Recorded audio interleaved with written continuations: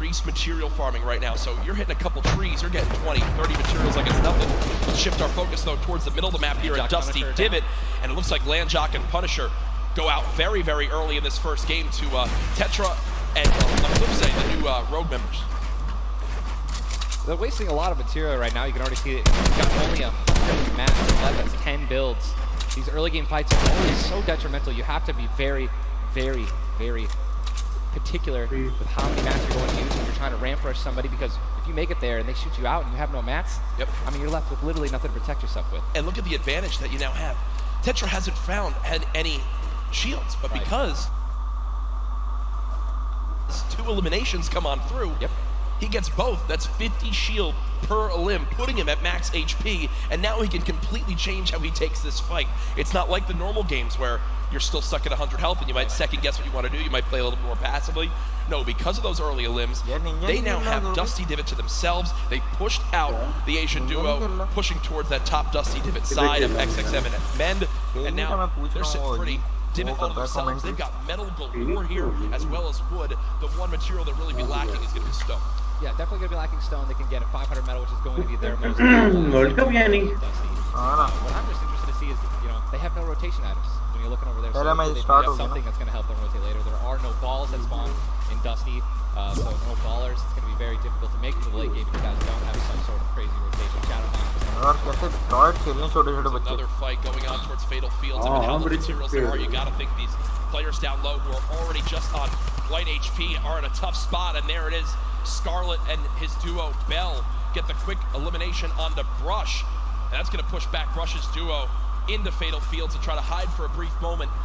Another rough start right there. So much stone in Fatal Fields. I feel like Fatal Fields is a underrated landing spot. I think you can get everything at Fatal Fields. You definitely get wood and brick very quickly, and then there's definitely some metal that you can gather around. You know, there's a bunch of cars and things like that. Some tractors there in the sticks. But listen, man, I'm really curious as to why they're not pushing Sizz. Well, it's kind of a double-edged sword too, because yes, Sizz is by himself, but we've all experienced how easily you can hide in that brush there in the cornfields. And Sizz Lucky, these top players who land Fatal Fields know how to actually navigate the loot in the corn without breaking the corn. So I need to break the corn every time. Right, I'm not good enough to know, but there's a certain path you can go on, and Sizz Lucky will actually be able to go back and pick up Brush's card. So this is key. You think you should go Reboot for it? Vans, remember, when you get brought back, you only have 100 HP and a common pistol. That will bring a lot of attention over. If you are Scarlet and Bell, are you sprint back over that fight? I think so. Now across the map, though, an engagement going out between KBB, Yuang, and their duo up against Vinny and Zexro, and there's the knock right there, Ninja. Drum shotgun's very powerful. It's definitely underrated. You can get inside somebody's 1-by-1 right there. I mean, there's another knock with a drum shotgun, just absolutely wreaking havoc. Yuang trying to take this wall. I think his teammate is not going to be able to stay alive, so it's going to be Zex and Yu. He's got the shield advantage. All you have to do is play this patient. I'm going to be pretty sure that these guys don't have that many materials, so just needs to spray it out and hopefully find a chance to take him down, but he's healing up. Yeah, Zexro has minis as well as big shields, so we'll be able to get back to full shield, and Yuang now in a tough spot. Do I try to go?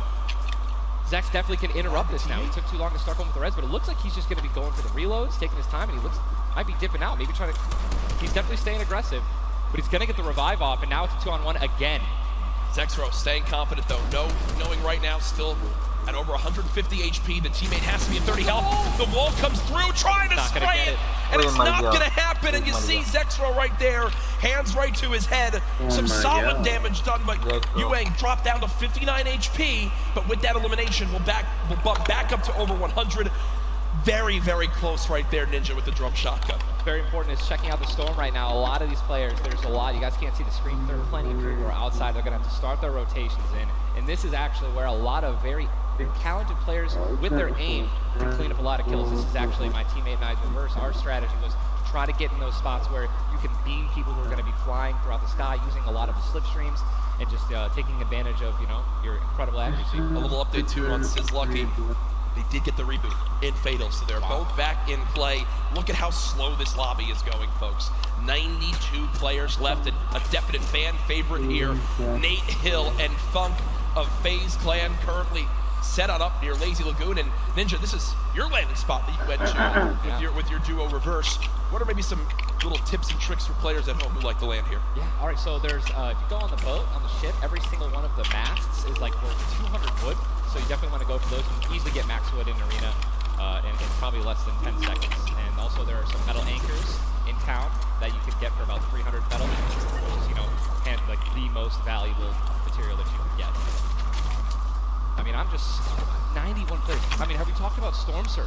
I mean, we haven't yet. And I was going to let that be a bridge when we cross it, but because 91 people left. I mean, how soon is it going to be? We're going to have Storm Surge in every game. Yeah, I mean, it's going to be like, this is going to be nuts. You guys don't know what Storm Surge is. Basically, the people, the team that has done the least amount of damage is going to start taking damage until they get above the damage threshold. Yes, and it tells the players on their screen what the damage threshold is. If you're used to playing at home, you probably have never experienced Storm Surge in a normal game, but it is very common in competitive because everyone wants to last until late game, earn those extra points, and wind up getting those placement points to come on through.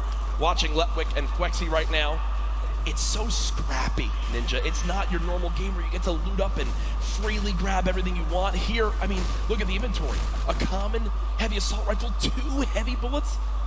Yeah, I mean, people are not going to be able to loot. They're not going to be able to loot normally. I mean, you have every single slot is definitely going to be contested, or have talented players who are surrounding you. You got to be constantly worried about getting sniped from the side. All it takes is 2 seconds to be caught off guard, and you can get dinked twice with an infantry rifle, and boom, there goes 160 health, man, just like that.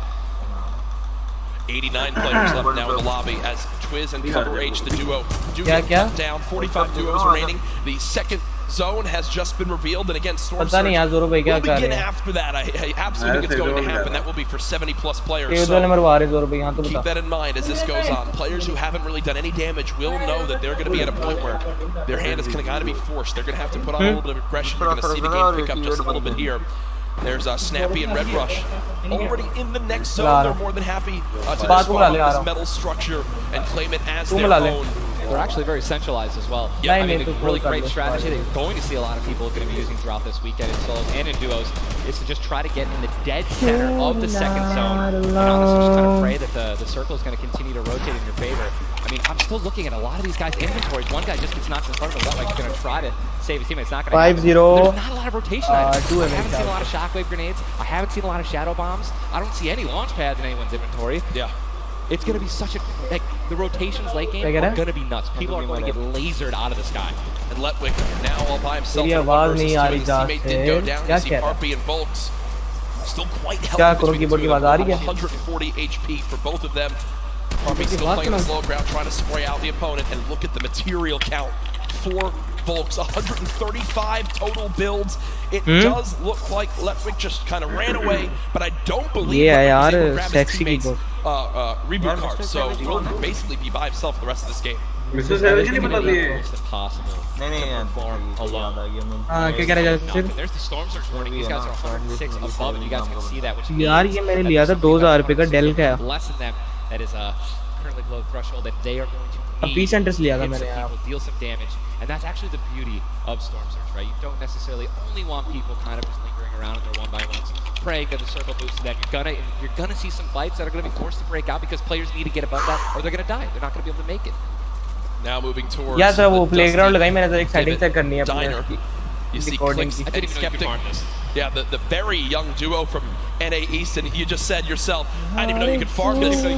This is the beauty of it, right? This is the top players in the world showing off the little things that they know that really no one else can pick up on. Many teams already stacking here, as there's so many materials to be farmed up. And for a lot of players, Ninja, once they get max, they don't just stop there. They keep farming to have an excess for more if they need to expend a lot of materials quickly. On the bottom right of your screen, you see a fight going down in Salty Springs. A lot of grenades being thrown right there. That's going to be Serpent and Hype.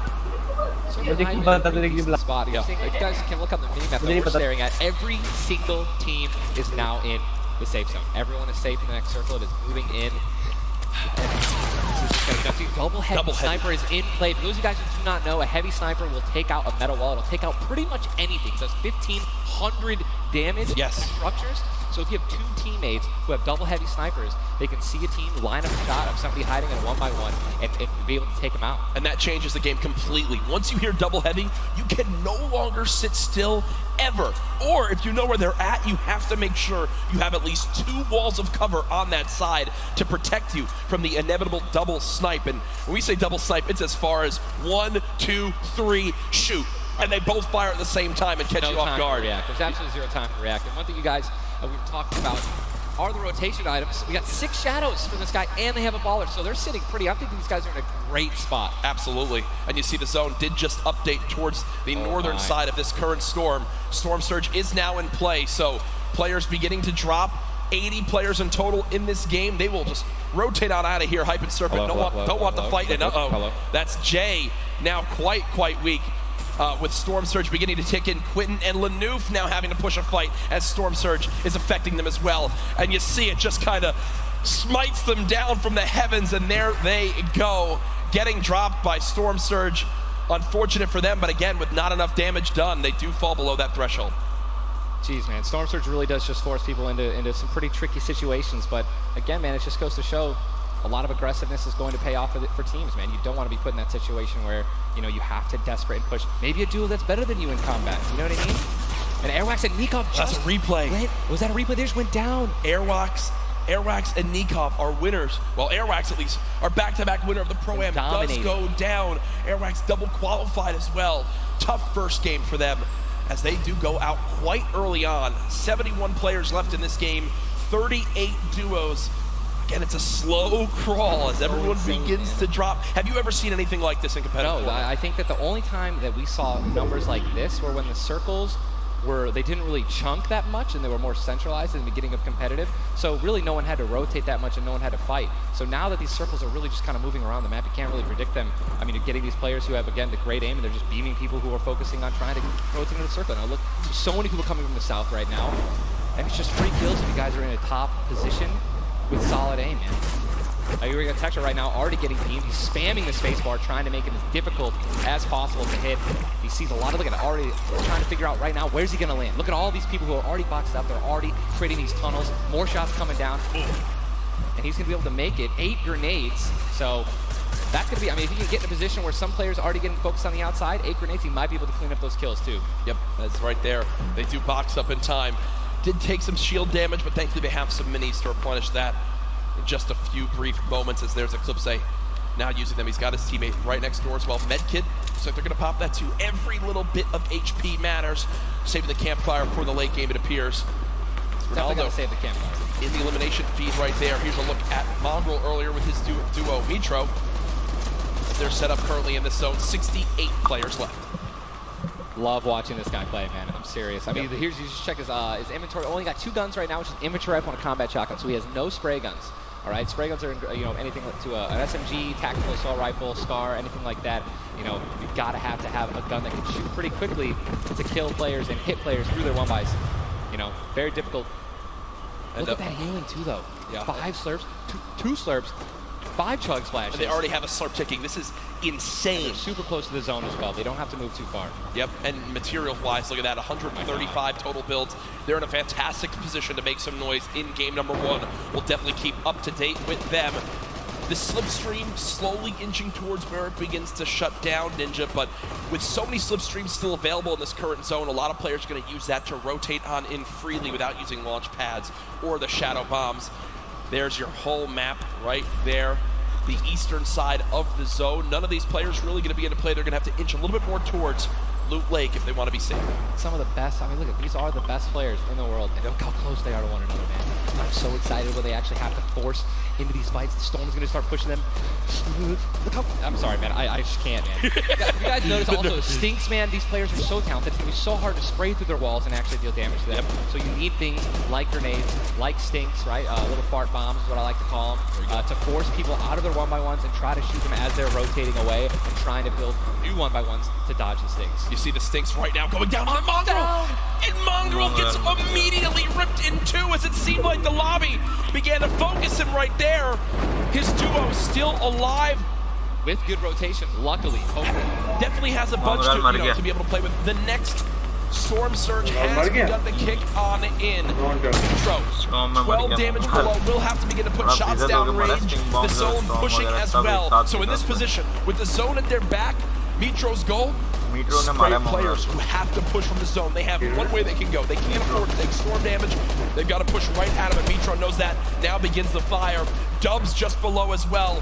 One of the players who qualified multiple times through solos and then once in duos. They also have some great rotation. 2 ballers still intact. And here's the thing that you just mentioned, all these players who are going to be rotating in, being forced to rotate in, everyone knows that. Very little ammo though. Look, these are the last 9 assault rifle shots in Dubs' inventory. It is getting scrappy, folks. And there's the split. Still though, only 80, meaning combined between the two, they really only have about 150 shots to work with.